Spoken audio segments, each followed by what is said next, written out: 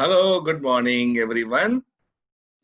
Today there is going to be another interesting video. இன்று நம்ம பார்க்க போறது திருமணம் நம்மளுடைய வாழ்க்கையில் எப்பொழுது தடையா இல்ல சீக்கிரம் நடந்து விடுமா? இதுதானே எல்லாருடைய கேள்வி. Okay, for English audience, the marriage is going to be the agenda for today, and we are going to discuss how the marriage happens for some people earlier, and for some people it is getting delayed, and also the marriage life is not so good. So we are going to start discussing that, and English audience, I will inform you at what time the English video will start, because I am starting the first session with Tamil. வணக்கம். So இன்னைக்கு நம்ம பார்க்கறது வந்து நிறைய பேர் வந்து questions வந்து எப்படி இருக்கும் அப்படின்னா, என்னுடைய திருமணம் எப்ப நடக்கும், என்னுடைய திருமணம் எப்ப நடக்கும், அதை எப்படி போய் ஒரு ஜோதிடர்கிட்ட கேட்பது, அப்படி கேட்கும் பொழுது நமக்கே கொஞ்சம் அறிவு இருந்தா கொஞ்சம் நல்லது அப்படின்னு நினைக்கக்கூடிய ஆட்கள் இல்லையா? இன்னைக்கு நம்ம பார்க்க போறது திருமணத்தினுடைய அடிப்படை. ஓகே, திருமணம் அப்படின்னாலே ஜோதிடர்கள் எல்லாமே 7ஆம் பாவம் சொல்லுவாங்க இல்லையா? ஓகே, அதற்கு முன்பாக நான் இன்னைக்கு உனக்கு சொல்றேன், 7ஆம் பாவத்தை பார்ப்பது என்பது, அந்த 7ஆம் பாவத்தை பார்ப்பதற்கு முன்பாக ஒரு பாவத்தை பார்த்தே ஆக வேண்டும், கட்டாயம். அது என்ன பாவம்னு கேட்டீங்கன்னா 12வது பாவம். அது என்ன, எதனால் அப்படி பார்க்க வேண்டும் என்பதை இன்னைக்கு நான் சொல்லித்தரேன். லக்னம் வந்து உங்களுடைய உருவம், உங்களுடைய பாடி. அந்த 2ஆம் இடம் என்று சொல்லக்கூடிய இடத்துல வந்து உங்களுடைய குடும்பத்தை வைத்தார்கள். அது வந்து அடிஷன். ஜோதிடம் வந்து எப்பவுமே கணிதம் மாதிரி, மேத்தமெட்டிக்ஸ் மாதிரி. அது ஒரு கழித்தல், ஒரு அடிஷன் என்று சொல்லக்கூடிய கூட்டல் இருந்தால் ஒரு கழித்தல் இருந்தே ஆக வேண்டும். அதுதான் அதனுடைய தர்மம்.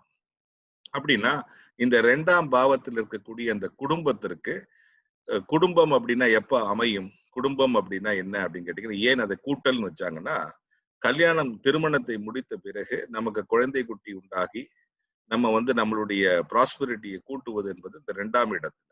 அப்ப அந்த மனிதன் இவ்வளவு நாள் தனிமையாக இருந்த பிறகு அவர்களுக்காக உண்டாக்கக்கூடிய அந்த ரிசோர்சஸ் இருக்கு பாத்தீங்களா, தன்னுடைய குடும்பத்திற்கு வேண்டி உழைத்து சம்பாதிக்கக்கூடிய அந்த ரிசோர்சஸ் வந்து 2ஆம் பாவத்துல வச்சாங்க. 12வது பாவம்ங்கிறது விரயஸ்தானம். நீ சம்பாதிச்சு வச்சதை வந்து சும்மா சேமிச்சு மட்டும் வைக்க கூடாது, செலவழிக்கணும் அப்படின்னு சொல்லிதான் 12வது பாவத்துல கொண்டு போய் வச்சாங்க. அப்ப எந்த பாவத்திற்கும் 12வது பாவம் என்பது விரயம் செய்யக்கூடிய பாவம். கண்டிப்பாக விரயம் செய்தே ஆக வேண்டும் என்ற கூடிய ஒரு பாவம் தான் 12வது பாவம்.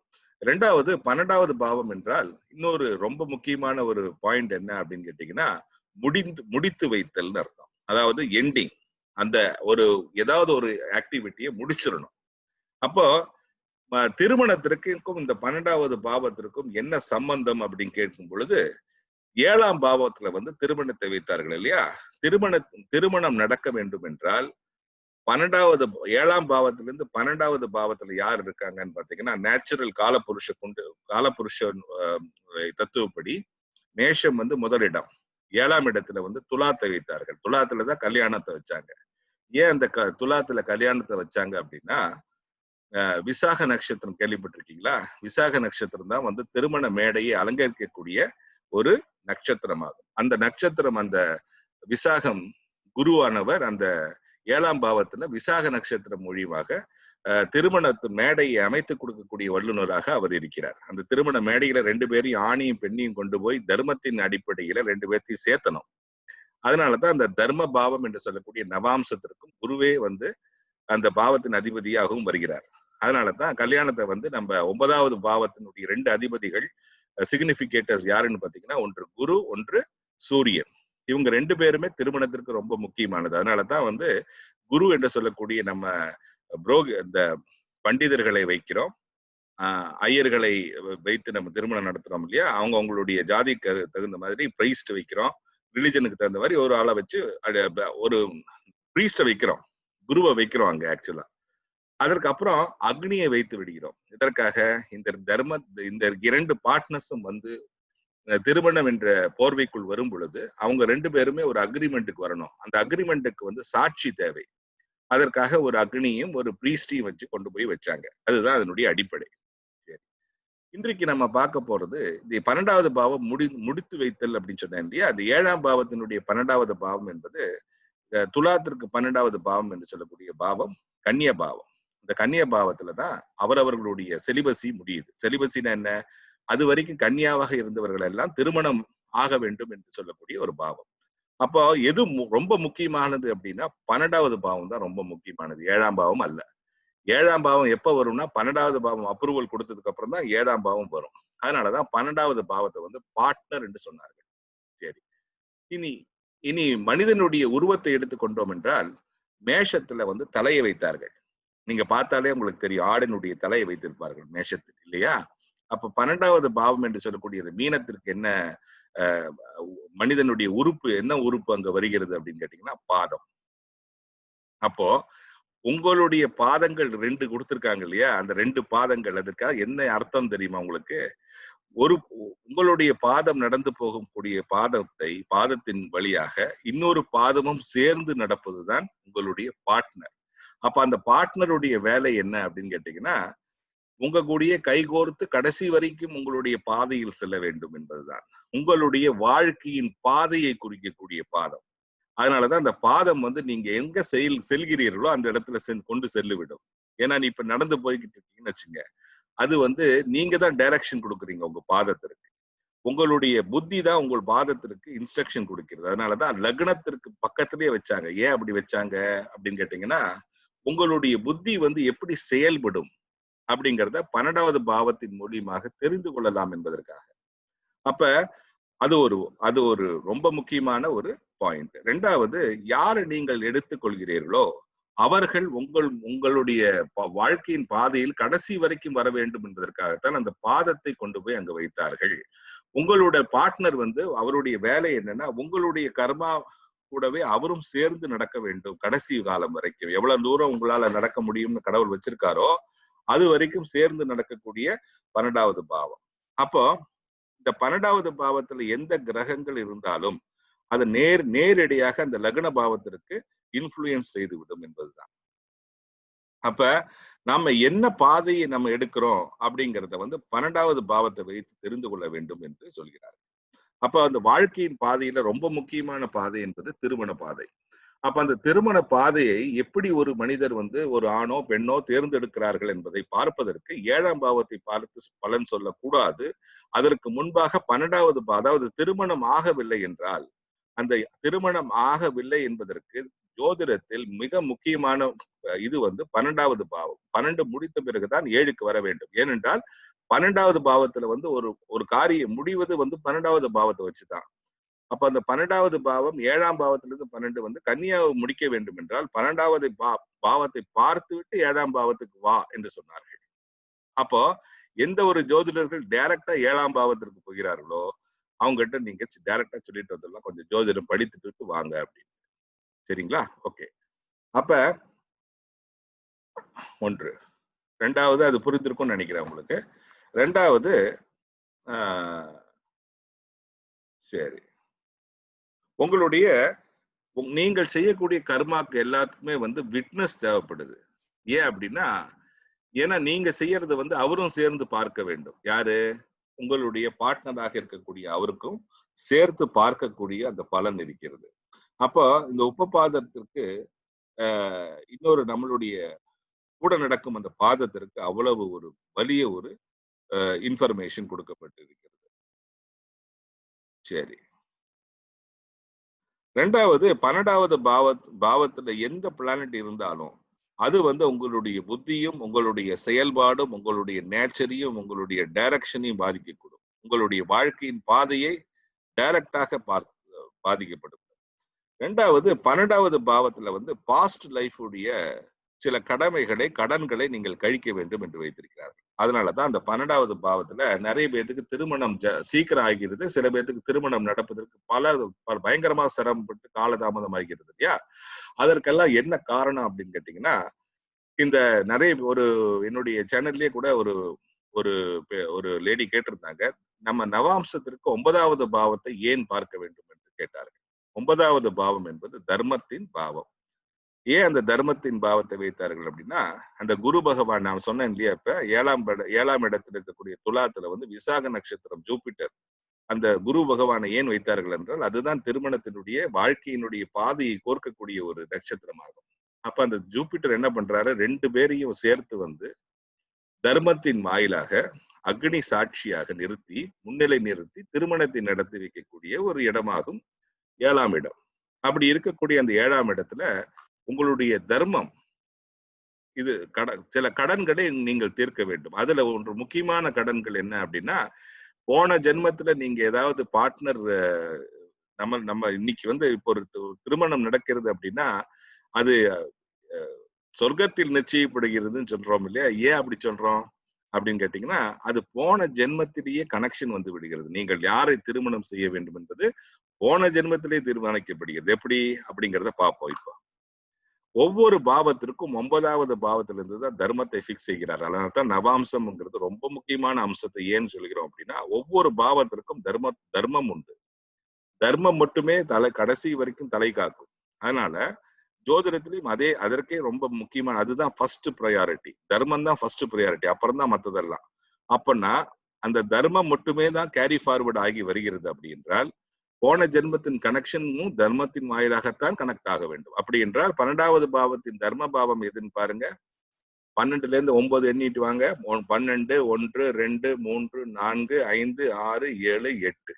அதனாலதான் 8ஆம் பாவத்துல வச்சாங்க. 8ஆம் பாவம் அப்படின்னா போன ஜென்மத்தில நீங்க செய்து வந்திருக்கிற அந்த கடன்களை இந்த ஜென்மத்தில் வந்து யார் நீங்கள் தேர்ந்தெடுக்கிறீர்களோ அந்த பார்ட்னரை வந்து நீங்க சூஸ் பண்ணும்போது அந்த பாஸ்ட் லைஃப் உடைய இஷ்யூஸும் அதுலயே தெரியுது. இதுல 12வது பாவத்துல. அப்ப நம்மளுடைய பாஸ்ட் லைஃப் இஷ்யூஸ் வந்து உங்களுடைய சப்கான்சியஸ் மைண்டுக்கு, உங்களுடைய மனதிற்கு வந்து தெரியவே தெரியாது. ஏன்னா மறைந்திருக்கக்கூடியது. அதனால அந்த பாஸ்ட் லைஃப் இஷ்யூ வந்து 12வது பாவத்தின் மூலியமாகத்தான் தீர்த்து கொள்ள வேண்டும் என்று வைத்தார்கள். சரி. சோ 12வது பாவத்துல இப்போ ஒரு ஜாதகத்தை எடுத்து திருமணத்திற்காக வந்த ஜாதகம்னு வச்சுக்கோங்க. அப்படி வரும் ஜாதகத்துல முதல் வேலை ஒரு ஜோதிடருக்கு என்ன அப்படின்னா, 12வது பாவத்தில் ஏதாவது கிரகங்கள் இருக்கிறதா என்பது பார்க்க வேண்டும். 12வது பாவத்தில் கிரகம் இருந்தால் அது வந்து போன ஜென்மத்துல சில கடன்களை சில ஆட்களுக்கு நிவர்த்தி செய்து கொண்டு அதற்கு அப்புறம் தான் வந்து திருமண பேச்சு எடுக்க வேண்டும் என்பதற்காக வைத்தார்கள். போன ஜென்மத்துல செஞ்சிட்ட கடனை வந்து 12வது பாவத்துல வச்சுதான் தீர்மானிக்கிறார்கள். சோ உங்களுடைய போன ஜென்மத்தினுடைய கடன் என்ன அப்படிங்கிறத பார்க்கணும். அதுல 4 கிரகங்கள் வந்து திருமணத்தை நடத்தி கொடுக்கக்கூடிய சாதகமாக இருக்கக்கூடிய 4 கிரகங்கள் இருக்கிறது. அது என்னன்னு கேட்டீங்கன்னா, சூரியன் 12வது பாவத்தில் சூரியன் இருப்பதும், 12வது பாவத்தில் சந்திரன் இருப்பதும், 12வது பாவத்தில் சுக்கிரன் இருப்பதும், 12வது பாவத்தில் ராகு இருப்பதும் திருமணத்திற்கு மிக மிக அருமையான கிரகங்கள். அப்போ நிறைய பேர் வந்து 12வது பாவத்தில் ராகு இருந்தால் அப்படின்லாம் சொல்லி, ராகு இருந்தால் ரொம்ப நல்லது திருமணத்திற்கு. சுக்கிரன் இருந்தால் சூப்பர், திருமணத்திற்கு நல்லது. ஆனா சூரியன் சந்திரன் வருவதும் நல்லது. சரி, சூரியன் மட்டுமே கொஞ்சம் 12வது பாவத்துல வருபவர்களுக்கு சில பிரச்சனைகள் இருக்கிறது. அது மறுபடியும் இன்னொரு வீடியோல நான் சொல்றேன் உங்களுக்கு அது என்ன பிரச்சனை. 2வது, இந்த 4 கிரகங்கள் வந்து நல்லவர்கள்னு சொல்லிட்டேன் இல்லையா? அப்ப கெட்டவர்கள் யாரு அப்படின்னு கேட்டீங்கன்னா, செவ்வாய், சனி, புதன், கேது. இதுல நான் புதனையே அங்க 12வது பாவத்துல வச்சேன் அப்படின்னா, நம்மளுடைய நேச்சுரல் காலபுருஷ தத்துவப்படி 12வது பாவத்துல புதன் வந்து மறைகிற இடம் புதனுக்கு. அப்ப 12வது பாவத்துல புதன் இருப்பது திருமணத்திற்கு ஒரு பிரச்சனை கொடுக்கக்கூடிய ஒரு கிரகமாகும். கேது வந்து இருப்பது சில பிரச்சனைகளை குறிக்கக்கூடிய கிரகமாகும்.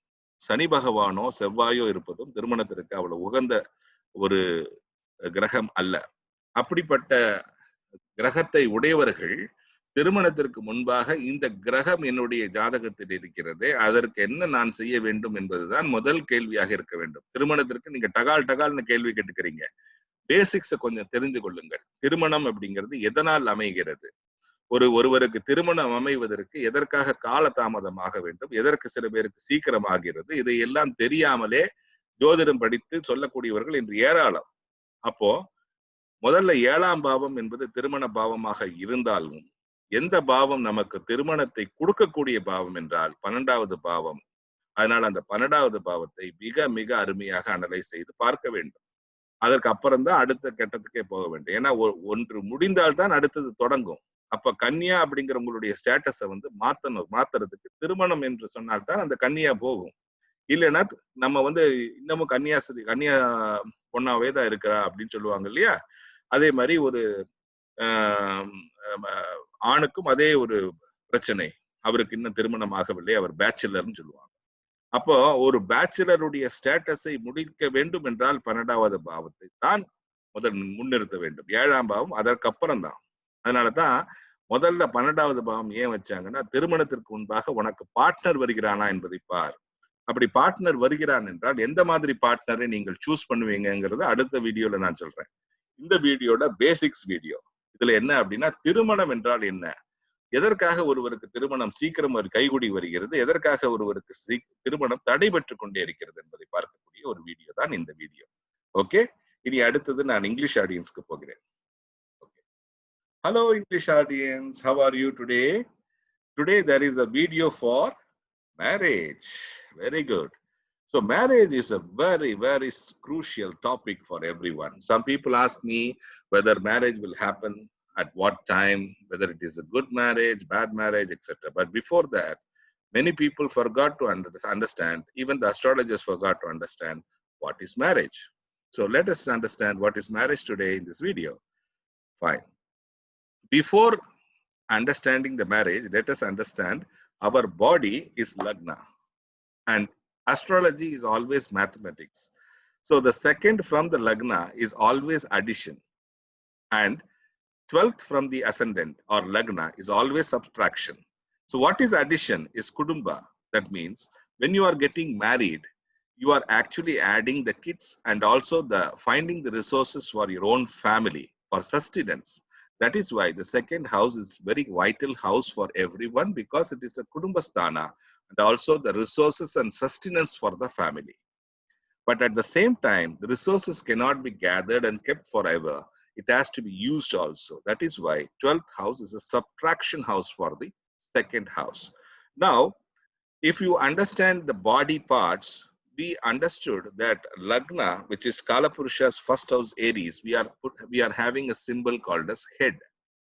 And what is then for the 12th house? 12th house is for the feet. So the feet is having very, very important connection in astrology related to marriage.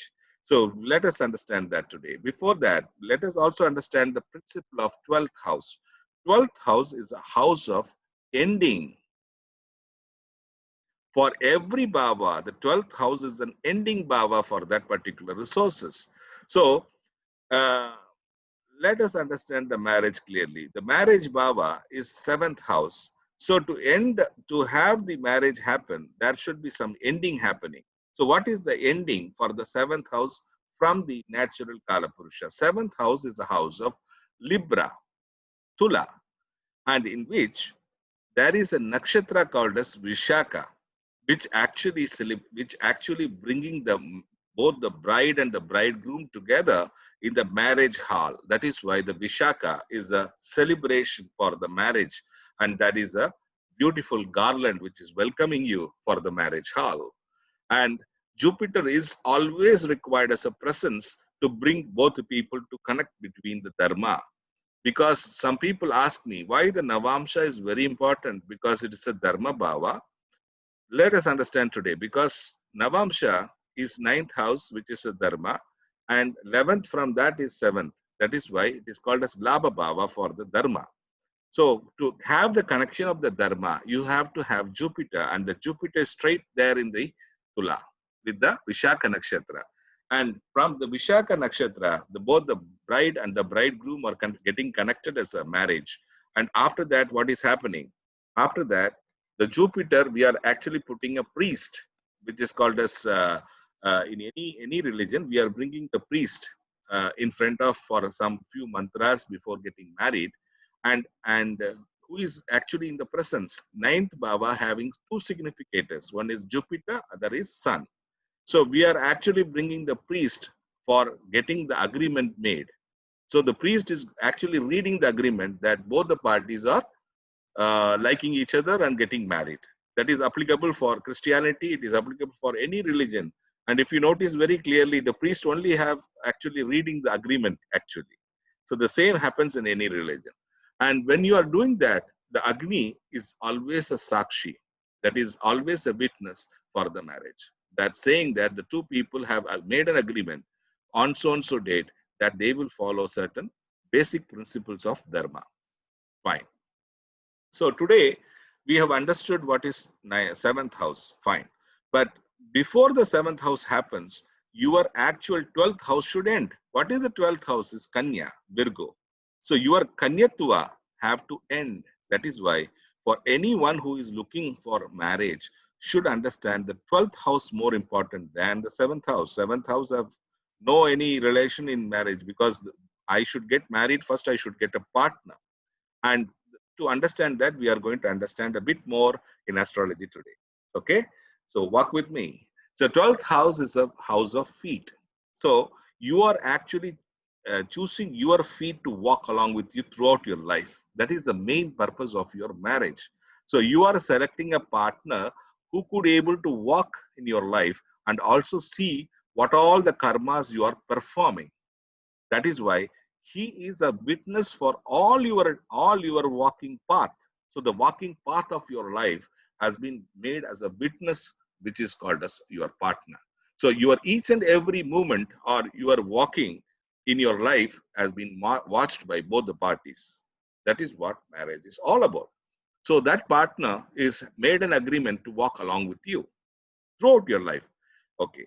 Now, any planet which is placed in the 12th house having a very significant connection to the Lagna, because Lagna is the 12th house is actually using the intelligence in the 12th house. For everybody's horoscope, the the intellect vitality of the intelligence is used in the 12th house. Fine. And and normally when we are walking, who is actually giving the direction to the walking? Where are we going for? Destination. So the destination is also being dependent on our partner or you yourself giving instruction where you want to walk with. So if you are taking, you and your partner are taking the path, so you are knowing the instructions, so you are giving the instructions to your brain to take you to that direction.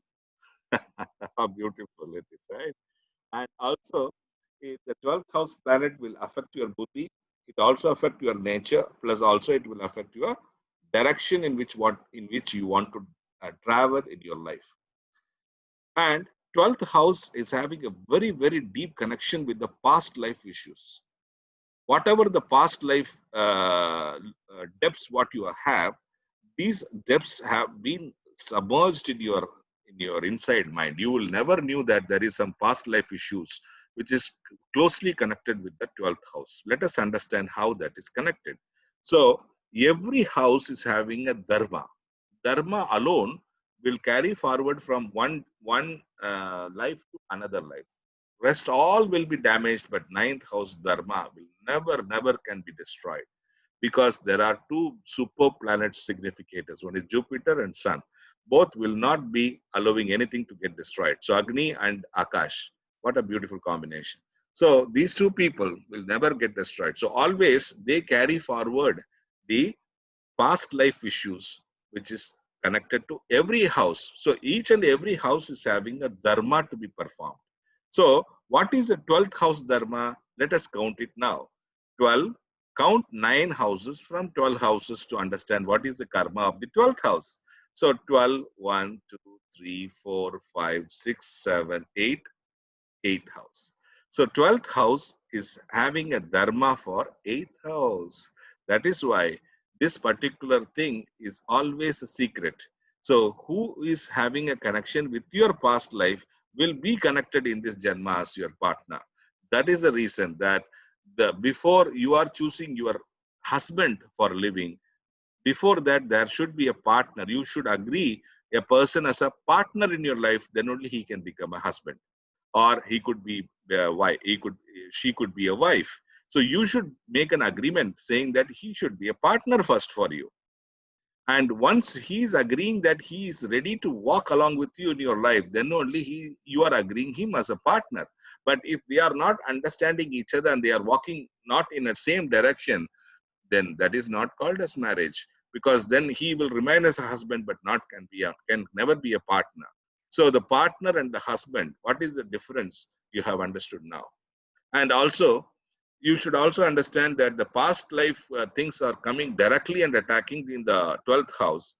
And we are going to understand which all four planets which are very, very beautiful for marriage and which four is not. So we are going to see today. Out of which, Sun, Moon, Venus, and Rahu are very good if it is placed in the 12th house for in any chart in consideration to the marriage matters. And the reverse, which are not so good, is Saturn, Mars, uh, Mercury, and Ketu.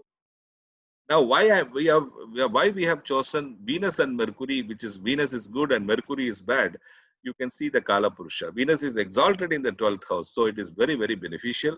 And Mercury is debilitated in the Pisces, in the natural Kala Purusha from Mesha.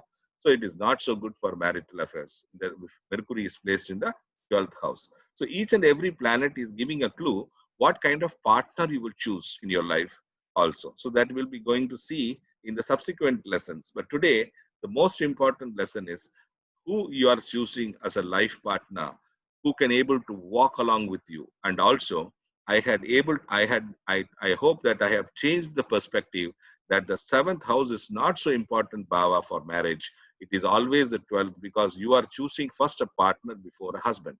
Then you are choosing whether that person can walk in your life throughout and also ready to witness your karmas, and whether that person is having a very deep rooted connection with your past life issues. Then only he can become a partner, otherwise he can't be a partner. And moreover, if at all you are getting married, that also is coming from the past life issue only, otherwise that person cannot get married to you.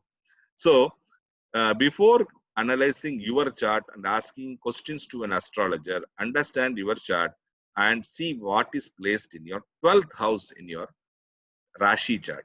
If the 12th house is having such placements, then you should understand that there is something going on in my past life issues connected to my horoscope. And if there is no planets in the 12th house, then there is a, you have to just observe the 12th lord's placement. Okay, so these are all some of the tips today which I can able to give you, which are related to the marriage perspective. I hope you have understood very clearly. Thank you very much for giving another opportunity to come and present this topic called as marriage. Thank you very much once again. Bye.